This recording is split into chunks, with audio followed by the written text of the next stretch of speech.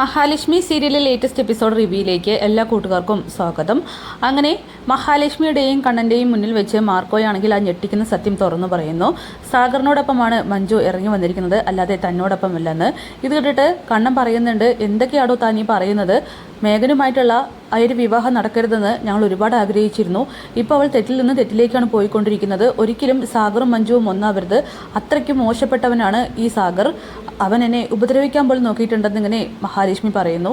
ഇത് കേട്ടിട്ട് മാർക്കോയാണെങ്കിൽ നിക്കക്കളിയില്ലാതെ ഇരിക്കുകയാണ്. ഇനിയിപ്പോൾ ഞാൻ എന്താ ചെയ്യേണ്ടത്? എന്ത് ചെയ്യാൻ? എത്രയും പെട്ടെന്ന് സാഗറുടെയും മഞ്ജുവിൻ്റെയും വിവാഹം തടയണം. എന്തൊക്കെ പറഞ്ഞാലും നിയമപരമായിട്ട് ഇപ്പോഴും മേഘനാഥിൻ്റെ ഭാര്യയാണ് മഞ്ജു. അതുകൊണ്ട് എത്രയും പെട്ടെന്ന് പോകണം. താനില്ലാതെ വിവാഹം നടക്കില്ലല്ലോ എന്നിങ്ങനെ മഹാലക്ഷ്മി മാർക്കോയോട് ചോദിക്കുന്നു. ഇല്ല, ഒരിക്കലും നടക്കില്ല. താനിപ്പോൾ ചെയ്തത് വലിയൊരു ചതിയായി പോയി. ഒരിക്കലും സാഗറും മഞ്ജുവും തമ്മിലുള്ള ബന്ധം പ്രോത്സാഹിപ്പിക്കരുതായിരുന്നു. ഞങ്ങളോട് ഒരു സൂചനയെങ്കിലും തരാമായിരുന്നു എന്നൊക്കെ പറയുമ്പോൾ മാർക്കോ പറയുന്നുണ്ട്, ഇത്രയ്ക്കും വെറുപ്പ് നിങ്ങൾക്ക് ഉണ്ടായിരുന്നു എന്ന് എനിക്ക് അറിയില്ലായിരുന്നു. മേഘനാഥിനോടുള്ള ദേഷ്യം കൊണ്ട് മാത്രമാണ് ഞാൻ അങ്ങനെയൊക്കെ ചെയ്തത്. പിന്നെ മഞ്ജു അവനോടൊപ്പം ജീവിക്കലെന്ന് ഉറപ്പായി. സാഗറിനാണെങ്കിൽ മഞ്ജുവിനെ ഒരുപാട് ഇഷ്ടമായിരുന്നു. അവനിപ്പോൾ ഒരുപാട് മാറി എന്നൊക്കെ പറയുമ്പോൾ ഇല്ല, അവനൊരിക്കലും മാറാനായിട്ട് സാധിക്കില്ല. മഞ്ജുവിനെ പോലുള്ളൊരു പെൺകുട്ടി അവൻ്റെ ഭാര്യയാവരുതെന്നൊക്കെ പറയുകയാണ്. അതുകൊണ്ട് തന്നെ പെട്ടെന്ന് പോകാനായിട്ട് മാർക്കോയോട് പറയുന്നുണ്ട്. അങ്ങനെ മാർക്കോയാണെങ്കിൽ അവിടെ നിന്നും പോകുന്നു. ഈ സമയം മഹാലക്ഷ്മി ആണെങ്കിൽ കണ്ണനോട് ചോദിക്കുന്നുണ്ട്, കണ്ണേട്ടാ ഇതെന്തൊക്കെയാണ് നടക്കുന്നത്? മഞ്ജു ഇപ്പോഴും ഒരു തെറ്റിൽ നിന്നും മറ്റൊരു തെറ്റിലേക്കാണ് പോയിക്കൊണ്ടിരിക്കുന്നത്. മേഘനാഥനെ വിട്ട് മാർക്കോയ്ക്കൊപ്പം പോയെന്ന് പറഞ്ഞപ്പോൾ തന്നെ നമുക്കത് സഹിക്കാനായിട്ട് കഴിഞ്ഞില്ല. ഇപ്പോൾ അതിനേക്കാൾ വലിയൊരു ഞെട്ടിക്കുന്ന വാർത്തയാണ് കേട്ടിരിക്കുന്നത്. സാഗർ അവനൊരിക്കലും മഞ്ജുവിൻ്റെ കയ്യിൽ താലി കെട്ടരുത്. അത് മഞ്ജുവിൻ്റെ ജീവിതത്തിൻ്റെ നാശത്തിൻ്റെ വക്കിലെത്തിക്കുമെന്നൊക്കെ പറയുന്നു. ഇത് കേട്ടിട്ട് കണ്ണനാണെങ്കിൽ ഒന്നും മിണ്ടാനായിട്ട് സാധിക്കുന്നു. മഞ്ജുവിന് ഇത് എന്ത് പറ്റിയെന്നൊക്കെ പറഞ്ഞ് മഹാലക്ഷ്മിയാണെങ്കിൽ സ്വയം പിറുപിറുക്കുന്നു. അങ്ങനെ മാർക്കോയാണെങ്കിൽ വേഗം തന്നെ രജിസ്റ്റർ ഓഫീസിലേക്ക് എത്തുന്നുണ്ട്. ഈ സമയം അവൻ കാണുന്നത് ആ ഞെട്ടിക്കുന്ന കാഴ്ചയാണ്. സാഗറും മഞ്ജുവും താലികെട്ടൊക്കെ കഴിഞ്ഞ് പുറത്തേക്ക് വരുന്നു. ഇത് കണ്ട് മാർക്കോയാണെങ്കിൽ ആകെ ഷോക്കാവാണ്. ഇതെന്താ ഇത്? ഞാൻ വരുന്നതിന് മുന്നേ എന്തിനാടാ ലോപ്പസെ ഈ ഒരു ചടങ്ങ് നടത്തിയെന്നൊക്കെ ചോദിക്കുമ്പോൾ അതൊക്കെ വലിയൊരു കഥയാണെന്നിങ്ങനെ ലോപ്പസ് പറയുന്നു. അങ്ങനെ ആ ഒരു കാര്യം എക്സ്പ്ലെയിൻ ചെയ്യുകയാണ്. മഞ്ജുവും സാഗറും രജിസ്റ്റർ ഓഫീസിലേക്ക് എത്തുന്നുണ്ട്. എന്നിട്ട് ലോപ്പസിനോട് പറയുകയാണ്, സാഗർ ഇനി മാർക്കോ തിരിച്ചു വരുന്നത് മറ്റൊരാളായിട്ടായിരിക്കും. അവനൊരിക്കലും ഈ വിവാഹത്തിന് സമ്മതിക്കില്ല. അതുകൊണ്ട് തന്നെ എനിക്ക് ഈ ഒരു ചടങ്ങ് എത്രയും പെട്ടെന്ന് നടത്തണമെന്ന് പറയുമ്പോൾ അതെങ്ങനെയാ മാർക്കോ ഇല്ലാതെ? അവനറിഞ്ഞാൽ അതാകെ പ്രശ്നമാവും. മാത്രമല്ല തിരിച്ചു വരുന്ന അവൻ നമ്മളെയൊക്കെ നന്നായി ചീത്ത പറയുമെന്നൊക്കെ പറയുമ്പോൾ ലോപ്പസിനോട് സാഗർ പറയണേ, എനിക്ക് വേണ്ടി ഇത് ചെയ്യണം, അല്ലെങ്കിൽ ഉറപ്പായിട്ടും ഞങ്ങളുടെ വിവാഹം നടക്കില്ല. അത്രയ്ക്കും ഞാൻ മഞ്ജുവിനെ ആഗ്രഹിച്ചെന്നൊക്കെ പറയുകയാണ്. അങ്ങനെ ലോപ്പസ് ആണെങ്കിൽ അത് കേട്ടുകൊണ്ട് അകത്തേക്ക് പോകുന്നുണ്ട്. അങ്ങനെ മഞ്ജു ചോദിക്കുന്നുണ്ട്, സാഗർ എന്തിനാ ഇത്രയ്ക്കും ഭയപ്പെടുന്നത്? അത് പിന്നെ ഒരിക്കലും മഹാലക്ഷ്മിക്കും അതുപോലെ കണ്ണൻ സാറിനും എന്നെ അംഗീകരിക്കാനായിട്ട് കഴിയില്ല. കാരണം ഞാൻ അവരുടെ മുന്നിൽ അത്രയ്ക്കും വൃത്തികെട്ടവനായിരുന്നു. അതുകൊണ്ട് തന്നെ തിരിച്ചു വരുന്ന മാർക്കോ നമ്മൾ തമ്മിൽ ഒന്നിക്കാനായിട്ട് ഒരിക്കലും സമ്മതിക്കില്ല. മഞ്ജു എനിക്ക് നിന്നെ വേണമെന്നൊക്കെ പറയുമ്പോൾ ഇനി ആരൊക്കെ എതിർത്താലും ഞാൻ സാഗറിനെ വിവാഹം കഴിച്ചിരിക്കും. ആ ചടങ്ങ് ഇന്ന് തന്നെ നടന്നിരിക്കണം.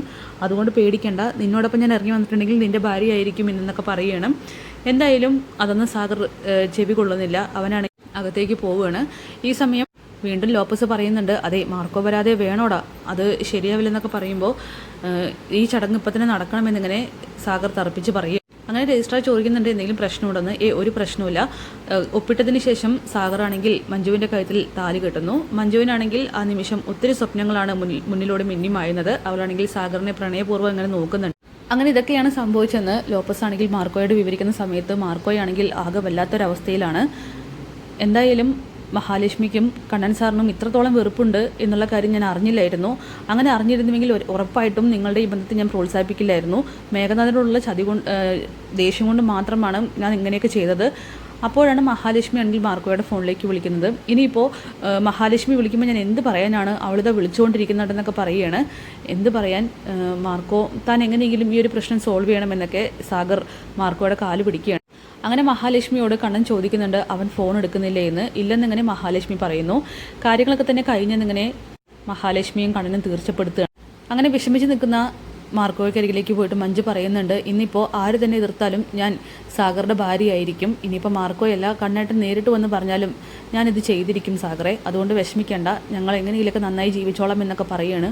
അങ്ങനെ മാർക്കോ സാഗറിനോട് പറയുന്നുണ്ട്, ഇതേ നോക്ക്, കണ്ണൻ സാറുടെ അനിയത്തിയാണ് ഈ നിൽക്കുന്ന മഞ്ജു. അവളെ ഒരിക്കലും കണ്ണീര് കുടിപ്പിക്കരുത്.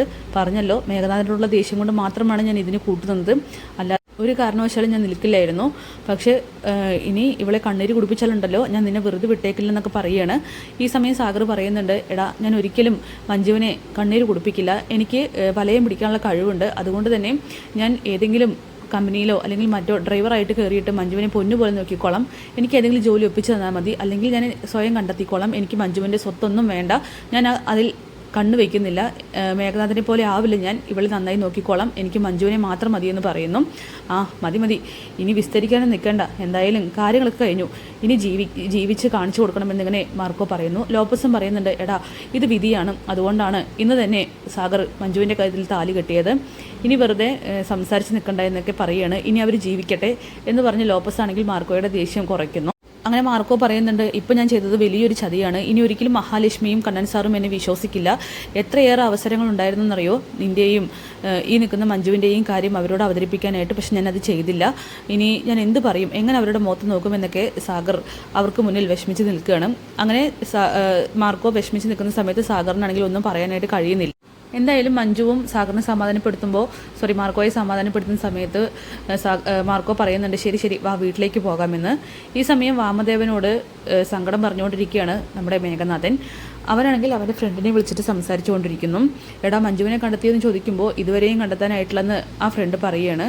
അങ്ങനെ വാമദേവനോട് മേഘനാഥൻ പറയുന്നുണ്ട്, ആ പെണ്ണ് എവിടേക്കാണ് അവ ഇറങ്ങിപ്പോയത്, ഒരു കാലക്കേട് ആലോചിക്കണേ, ഇനി ആകെയുള്ളൊരു കച്ചിത്തുരുമ്പായിരുന്നു മഞ്ജു, അതും പോയി, അവളെ എനിക്ക് യഥാർത്ഥത്തിൽ ഇഷ്ടമൊന്നുമായിരുന്നില്ല, സ്വത്തുക്കൾ കിട്ടാൻ വേണ്ടി മാത്രമായിരുന്നു അവളെ ഞാൻ കൂടെ കൂട്ടിയത്, ഇപ്പം എനിക്കാകെ ദേഷ്യം വരുന്നുണ്ട്, എത്രയും പെട്ടെന്ന് അവളെ തിരിച്ചു കൊണ്ടുവന്നിട്ട് എൻ്റെ ഭാര്യസ്ഥാനത്ത് നിർത്തണം എന്നൊക്കെ പറയുമ്പോൾ വാമദേവൻ പറയുന്നുണ്ട്, അത് ആദ്യം ചെയ്യാൻ നോക്ക്, അവളെ എങ്ങനെയും കണ്ടെത്താൻ നോക്കുന്നൊക്കെ പറയുകയാണ്.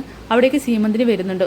കെട്ടി എഴുന്നള്ളിയോ, അമ്മയെ കാത്തിരിക്കുകയായിരുന്നു ഞാൻ, ദേ നോക്ക് അമ്മ ഒറ്റൊരുത്തി കാരണം കൊണ്ടാണ് ഇങ്ങനെയൊക്കെ സംഭവിച്ചത്, ഏത് സമയം നോക്കിയാലും അവളെ വഴക്ക് പറഞ്ഞ് ആ വീട്ടിലിട്ട് ദ്രോഹിക്കുകയായിരുന്നു, അതുകൊണ്ട് ഇപ്പം എന്തുണ്ടായി, മറ്റൊരുത്തിനെ മനസ്സിലിട്ടുകൊണ്ട് അവൾ ഇറങ്ങിപ്പോയില്ലെന്നൊക്കെ ചോദിക്കുമ്പോൾ അത് നിൻ്റെ കഴിവുകേടാണ്, ഞാൻ എത്ര തവണ പറഞ്ഞു അവൾ കെട്ടി എഴുന്നള്ളി പോകുന്നത് സ്വന്തം വീട്ടിലേക്കാണോ അതോ ഏതെങ്കിലും ഒരുത്തിനെ കാണാനാണെന്നൊക്കെ, ചെറുപ്പം മുതലേ നിന്നെ മനസ്സിലിട്ട് നടന്നവൾ പെട്ടെന്നാണ് മറ്റൊരുത്തിൻ്റെ ഭാര്യയാവാനും അല്ലെങ്കിൽ മറ്റൊരുത്തിനോടൊപ്പം പോകാനൊക്കെ തീരുമാനിച്ചത്, അതിനർത്ഥം എന്താടാ, നീ അത്രയ്ക്കും മോശപ്പെട്ടവനാണെന്ന് അവൾക്ക് മനസ്സിലായിട്ടല്ലേ, നിന്നെയും മറ്റൊരു പെണ്ണിൻ്റെയും ഫോട്ടോ കണ്ടതിന് ശേഷമല്ല അവളിങ്ങനെ മാറിയത്, അത് നിൻ്റെ പ്രശ്നമാണെന്നൊക്കെ മേഘനാഥനോട് സീമന്തിരി പറയുന്നു.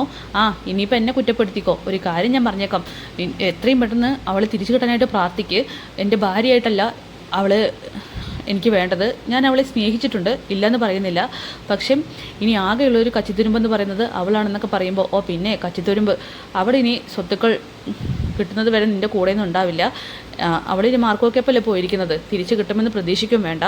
അങ്ങനെ മേഘനാഥനാണെങ്കിൽ ദേഷ്യത്തോട് കൂടിയിട്ട് അവിടെ നിന്നും ഇറങ്ങി പോകുന്നുണ്ട്. വാമദേവൻ പറയുകയാണ്, എടി അവൾ എന്തൊക്കെ പറഞ്ഞാലും എൻ്റെ അനന്തരവളല്ലേ, അവൾ ആ വീട്ടിൽ വേണം മേഘനാഥൻ്റെ ഭാര്യയായിട്ടും, എന്തായാലും നടന്ന കാര്യം തന്നെയാണ്, അവളിനി ഒരിക്കലും തിരിച്ചു വരാനൊന്നും പോകുന്നില്ല, അവളെ മാർക്കോക്കൊപ്പമാണ് ഇറങ്ങിപ്പോയിരിക്കുന്നത്, അവളെ തിരിച്ചു കൊണ്ടുവരാനും സാധിക്കില്ല, ഇനിയിപ്പോൾ എന്തൊക്കെ നടന്നു കാണുമോ ഒന്നും അറിയില്ല, ഏതെങ്കിലും നല്ല കുടുംബത്തിലെ പെണ്ണിനെ കിട്ടിയാൽ മതിയായിരുന്നു, നിങ്ങളുടെ ഒരു അനന്തരവൾ സമാധാനങ്ങളും ഉണ്ടായിരുന്നു, നാട്ടുകാരും വീട്ടുകാരും അറിഞ്ഞാൽ എന്തായിരിക്കും അവസ്ഥ എന്നൊക്കെ സീമന്തിന് ചോദിക്കുന്നു.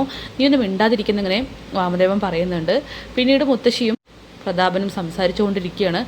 ആകെ നാണക്കേടായല്ലോടോ, ആ മാർക്കോയുടെ ഭാര്യയായിട്ട് അവളിനി കമലേശ്വരത്തിൽ താമസം തുടങ്ങിയാൽ അവിടേക്ക് കയറി പോകാൻ തന്നെ നമ്മളൊക്കെ മടിക്കും, എന്തൊക്കെ പറഞ്ഞാലും നമ്മുടെ കരുണമോളുടെ കാര്യം ആലോചിക്കുമ്പോൾ വിഷമാവുന്നു.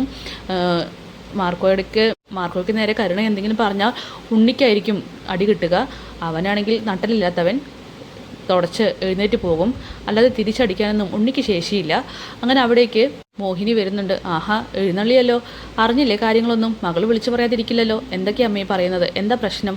അതെ, കമലേശ്വരത്തിൽ ഗുണ്ട അവിടുത്തെ പെണ്ണിനെ വിവാഹം കഴിച്ചു. ഗുണ്ടയോ? ഏത് ഗുണ്ട?